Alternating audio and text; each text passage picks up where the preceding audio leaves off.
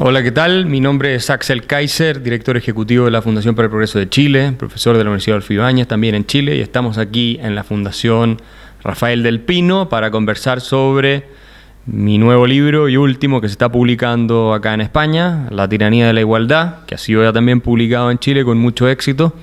Y vamos a ahondar en este tema en la presentación que se realizará, por supuesto, el día 24 en la tarde en la misma Fundación Rafael del Pino. Es bien interesante observar que el que dijo que las necesidades de la sociedad venían antes de las necesidades del individuo fue Adolf Hitler. Y toda la filosofía fascista de Mussolini y el fascismo en general se basa sobre la idea de que las necesidades del colectivo, de la sociedad, son anteriores a las necesidades o a los derechos del individuo. Entonces, cuando a alguien le dicen fascista por defender ideas liberales, por defender la dignidad de las personas, por defender la propiedad de las personas, simplemente la respuesta a eso es que son ignorantes. El que dijo que todo tenía que estar dentro del Estado, nada fuera del Estado y nada contra el Estado fue Mussolini. Entonces nosotros combatimos el fascismo desde el liberalismo. Y el fascismo tiene, o el socialismo más moderno si uno quiere, porque obviamente no lo reconocen con ese nombre, pero tiene ideas atractivas. Una de esas ideas atractivas es cierta formulación que se ha hecho de los derechos sociales. Los derechos sociales como una evolución natural de los derechos civiles y políticos, ¿no es cierto? Y que el Estado tiene que garantizar de manera que no existan diferencias entre las personas. ¿Qué significa esto?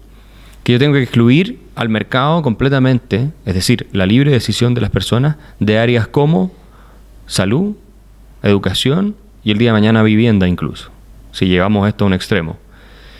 Y eso obviamente es pasar de la determinación individual al control político estatal, las áreas más sensibles de los aspectos de la vida de las personas. Exactamente lo que hicieron los estados totalitarios fascistas del siglo XX.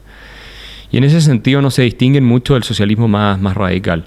Por tanto, yo diría que una sociedad que quiera mantener su libertad, que quiera mantener las instituciones que respeten la dignidad de las personas, es una sociedad que debe reconocer que si nos permitimos perseguir nuestros fines vamos a tener resultados distintos. Bueno, y si yo le pregunto a la gente, ¿y la igualdad con el que tiene menos o con el que tiene más? Todo el mundo me va a decir que quiere igualdad con el que tiene más. Lo que pasa es que hay una confusión completa cuando se discute sobre la igualdad. La gente está pensando en los millonarios todo el tiempo, en los multimillonarios. Y están pensando que quieren ser como ellos. Pero la gente de clase media no es consciente, cuando contesta eso, de que hay gente y personas que tienen mucho menos que ellos. Y por tanto yo podría igualarlos no poniéndolos a la altura del dueño de Zara, digamos. Yo podría igualarlos a ellos llevándolos al nivel de los inmigrantes que viven en los, ¿no es cierto?, circuitos más pobres, de los barrios más desfavorecidos de las ciudades españolas o de las ciudades europeas. También los puedo igualar hacia abajo. Entonces, la pregunta que yo les haría de vuelta a ellos es, ¿qué es preferible?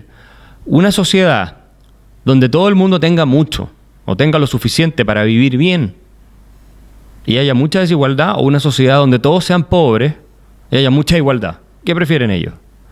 Yo estoy seguro que el 80% o más me va a contestar que prefieren una sociedad donde todo el mundo tenga mucho y viva bien, aunque haya desigualdad, que una sociedad donde todos vivan mal, pero que haya mucha igualdad.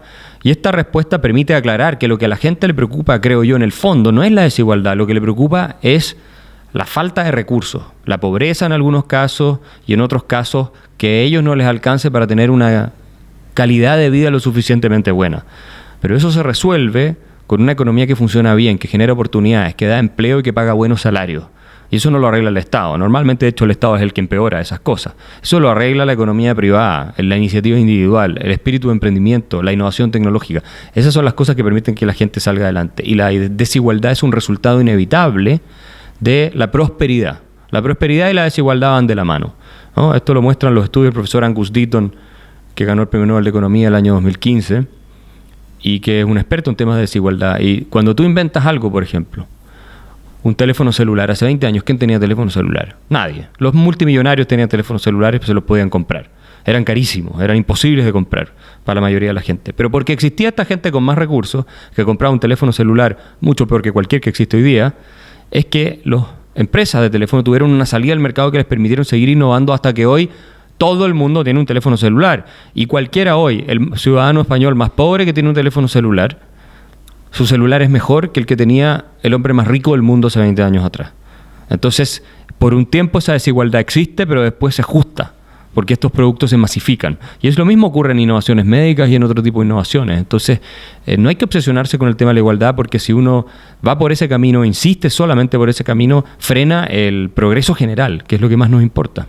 Sí, y en ese sentido yo creo que Mariano Rajoy es una de las más grandes decepciones que ha existido para cualquiera que tenga alguna inclinación hacia el liberalismo, porque él tuvo la posibilidad, con Parlamento a su favor, de hacer muchísimos cambios en el sentido de incrementar la libertad, el espíritu emprendedor y el esfuerzo en España, y lo único que hizo, además de desaprovechar esa oportunidad, fue subir impuestos, ¿no? Y por tanto se compró el discurso total socialdemócrata en un escenario, yo lo veo en el caso español, así lo veo desde fuera al menos, que se ha ido izquierdizando y en el cual Podemos, si bien es cierto que se desinfló políticamente, su discurso, su diagnóstico permeó incluso al PP. Y eso es una lástima, porque finalmente hoy tú tienes en España que no hay alternativas. Todo es socialdemocracia, más extrema o menos. Hay algunos actores que por ahí dicen algo distinto, pero en general todo es socialdemocracia. El PP hoy es un partido socialdemócrata de punta a cabo. No es lo que llegó a ser en el pasado. Y por lo tanto, creo que no hay una diferencia entre el PSOE y el PP, filosófica en el fondo hoy día. Todos endosan el discurso de la desigualdad. Todos creen que el Estado tiene que crecer. Todos creen que tiene que asegurarle a todo el mundo su calidad de vida, derechos y todo tipo de cosas. Y ninguno se hace la pregunta por, uno, la dignidad de las personas desde el punto de vista de su libertad, y dos, por cómo se va a financiar todo esto, porque la deuda del Estado español, recordemos, está llegando a un 100% del producto. ¿Y cómo se va a financiar todo esto? ¿Dónde están las reformas al Estado, sobre todo a nivel de localidades, municipales, etcétera, que están ineficientes en España, por ejemplo? ¿Dónde están los incentivos para los empresarios de todo el mundo de venir a invertir a España? ¿Dónde están discutiendo lo que está discutiendo Theresa May, por ejemplo, en Inglaterra, que es bajar sustancialmente el impuesto a las empresas de manera tal de llevarse inversiones para allá? Hasta Donald Trump, que es un demagogo, por último, tiene alguna que otra idea más liberal, que es bajar impuestos. Entonces, estoy totalmente de acuerdo en que se ha avanzado por el camino equivocado, se ha establecido un consenso socialdemócrata, estatista, redistributivo, que no es el que va a sacar adelante a España realmente. La va a mantener flotando en una mediocridad permanente y con problemas sociales que no va a poder resolver, porque la riqueza no se va a crear para resolverlo. Esa es la realidad. Absolutamente. El modelo de pensiones chileno se ha aplicado total o parcialmente en más de 30 países del mundo aproximadamente. No, ningún sistema es perfecto, por supuesto, eso hay que tenerlo claro. Pero ¿en qué consiste el sistema chileno? El sistema chileno consiste en que cada persona que trabaja aporta un 10% de su sueldo, un 10, en España es un 30, ojo, aporta un 10% de su sueldo a una cuenta a su nombre. Es como que tú tuvieras una cuenta en el banco y 10% obligadamente tienes que aportarlo a tu cuenta en el banco. Lo administra una institución privada regulada por el Estado, que está bien controlado lo que puede hacer y lo que no puede hacer. Y ella genera una rentabilidad que lo va depositando en tu cuenta. Cuando tú te jubilas a los 65 años, en el caso de los hombres en Chile, tú recibes lo que aportaste, lo tuyo, ¿no? Tu dinero es el que tú recibes y la rentabilidad sobre ese dinero. ¿Cuál ha sido la rentabilidad en el caso de Chile? Un 10% en promedio desde que existe el sistema, más inflación, que es altísimo, es increíble. De los fondos acumulados en Chile, en el sistema de pensiones, el 70% es rentabilidad. O sea, tú aportaste una X cantidad, ¿verdad? Y de lo que yo te entrego a ti cuando tú te jubilas, lo que tú aportaste es un 30%. El 70% restante es tu rentabilidad. Es un sistema extraordinario que tiene el problema siguiente, que los ingresos en Chile son bajos porque el país es muy poco productivo, no es un país rico, por supuesto, la gente tiene baja productividad. Hay lagunas de cotizaciones que son tremendas, hay gente que por muchos años no cotiza en el sistema, ¿verdad? La edad de jubilación, además, sigue siendo la misma que cuando se creó el sistema. Vivimos en promedio 9 a 10 años más. Por lo tanto, te tiene que alcanzar la jubilación para más tiempo. Y así sucesivamente. Entonces, los demagogos, los populistas, vienen y dicen que en realidad lo que hay que hacer es estatizar el sistema para darle a toda la gente pensiones de $10.000 al mes, que es lo que más o menos algunos estaban prometiendo. Lo cual es una completa estupidez y es una mentira. Y lo que ocurre entonces es que mucha gente que no entiende cómo funciona el sistema, porque las encuestas muestran que la mayoría no sabe bien cómo funciona el sistema, lo cual es culpa de las AFP por no haberlo explicado, se compra este discurso populista, porque a las personas les gusta creer en la magia, les gusta creer que de alguna manera los recursos van a salir del aire y van a tener una vida asegurada. Y entonces hoy día tenemos una crisis de legitimidad del sistema y muchas críticas al sistema. Pero el sistema, en lo técnico, ha sido muy bueno y hay que corregirlo en el sentido que yo estaba diciendo recién. El caso español es diferente porque en el caso español tú tienes un sistema de reparto. Y esto es algo que los españoles tienen que tener claro. Cuando los españoles se jubilan, cuando empiezan a trabajar, digamos, lo primero, lo que ellos aportan se lo gasta inmediatamente el Estado. Ellos no acumulan en una cuenta su nombre. No, se lo gasta inmediatamente para pagar pensiones de trabajadores que ya están retirados. Y que son muchos votos además. Entonces, al ciudadano español le sacan un 30% de su ingreso para el sistema de pensiones. Pero es, a diferencia de Chile, que va a una cuenta a tu nombre, aquí en España va a pagar pensiones de otras personas. Entonces, cuando tú te retiras en España, tu dinero no existe. Tú dependes de que entre otro al sistema para que le hagan exactamente lo mismo y te paguen a ti. Es una pirámide Ponzi que se sostiene solo porque van entrando nuevos. El problema es que tienes tasas de natalidad tan bajas en España, como en toda Europa por lo demás, que no tienes el reemplazo suficiente para seguir financiando el sistema. De hecho, ya se está financiando con deuda en España.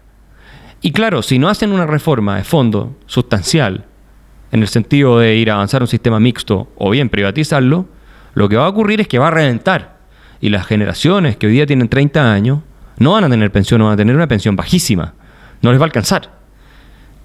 Entonces, creo que el sistema chileno es digno de ser mirado, observado, para ver en qué medida se puede ajustar a las necesidades que hay en España. Porque el que hay hoy en día es inviable. Todo el mundo lo sabe. Y lo que hacen los políticos es patear el problema hacia adelante porque no quieren ellos, cuando les toca gobernar, ser los que asumen el costo político de reformarlo, decirle a la gente que va a tener que jubilarse más tarde, que por un tiempo tal vez va a tener que recibir un poco menos de pensión, etcétera. Son demasiados los intereses creados y no quieren corregir ese problema que en algún minuto les va a estallar. Claro, lo que ocurrió en Chile es que después del experimento marxista totalitario de Salvador Allende, apoyado por la Unión Soviética, recordemos eso, en que era una situación muy parecida a la de la unidad, a la que se ve hoy día en Venezuela, hubo el golpe de Estado, ¿verdad? Y los militares chilenos anuncian en su primera documento oficial ya prácticamente que ellos vienen prácticamente a resolver el problema y, en fin, y a no quedarse, eso es lo que decían ahí, a no quedarse para siempre en el poder. Entonces, en la Constitución del 80, que la hace Pinochet con un grupo de juristas, ¿no? Ya se establece un retorno a la democracia. Ya hay un plebiscito establecido en esa Constitución para el año 88. O sea, Pinochet no murió en el poder, ¿verdad? Pinochet hizo un referéndum en el año 88 y increíblemente sacó un 44% de los votos, ¿verdad? Lo perdió y entonces se retorna a la democracia y él deja en ese minuto la presidencia de la Junta de Gobierno y se retira como comandante en jefe, sigue siendo comandante en jefe del ejército. Pero el sistema económico que habían creado en esa época los famosos Chicago Boys, estos estudiantes de la Universidad de Chicago chilenos que habían regresado a hacer la reforma, se mantuvo y la democracia lo profundizó.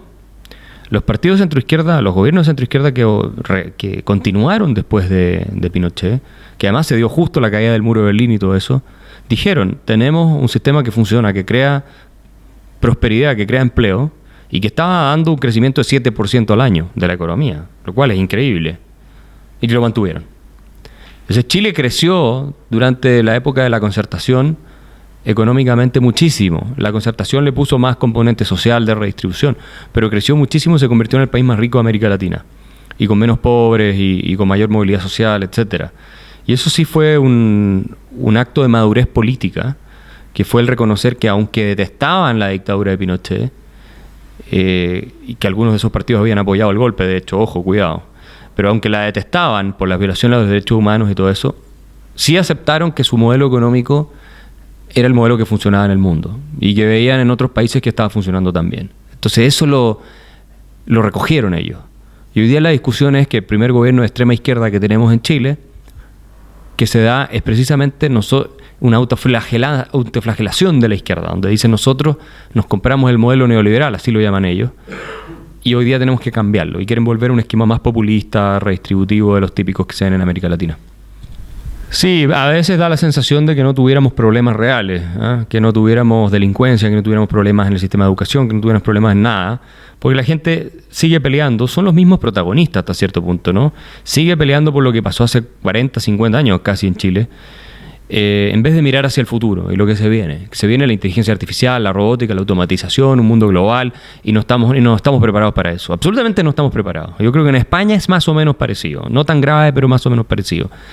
Y entonces se intentan abrir viejas heridas que tienen fracturadas internamente a las sociedades. Yo lo veo en España también. En España es increíble cómo la guerra civil marcó las generaciones hasta el día de hoy. O sea, uno todavía se encuentra con personas que te defienden la postura, no es que se la compren, pero defienden lo que pasó, el tema franquista, y otros que lo rechazan y se van por el lado republicano y así. O sea, tú lo ves, es muy parecido en el caso de Chile, ¿eh? En ese sentido. Ahora, no sirve de absolutamente nada. Es inútil, es simplemente el ánimo de revancha.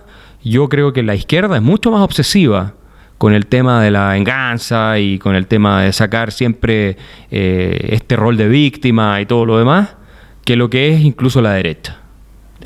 Sin decir que la derecha sea perfecta, ni mucho menos, porque tiene tremendos esqueletos en el closet. Pero la izquierda siempre le gusta retornar a esto. Y vuelve con el resentimiento, y vuelve con la lucha de clase, y vuelve con que hay que quitarles a todos, ¿no es cierto?, lo que tienen, y vuelve con que hay una casta que está usando todo el resto, y vuelve con el mismo discurso con el que marcaron el siglo XX. Y eso se ve en España, eso se ve en Chile. Y vuelve con rabia. No es toda la izquierda, es la izquierda más extrema. Hay una izquierda socialdemócrata que es mucho más razonable, hay que decir eso. Y en el caso de Chile también hay una izquierda socialdemócrata mucho más razonable. Ahora, también les ha dado dividendos políticos. En el caso de Chile les ha pagado muy bien por un tiempo eso. Ahora ya no les está pagando tan bien. Pero les pagó muy bien, les ganaba elecciones y todo. Hoy día ya cada vez menos, esa es la verdad. Pero sí está siempre ese riesgo de que la sociedad se polarice nuevamente. Y eso es una lástima porque, como digo, es totalmente improductivo y no nos permite hacernos cargo de los desafíos que vienen al futuro, que son tremendos. Sí, tengo varias anécdotas. Me han dicho, por ejemplo, no me consta por supuesto, pero me han dicho, por ejemplo, que la presidenta Bachelet en Chile estaba enojada por estar en la portada, a pesar de que hoy día todo el mundo está de acuerdo que su gobierno reintrodujo el populismo en Chile.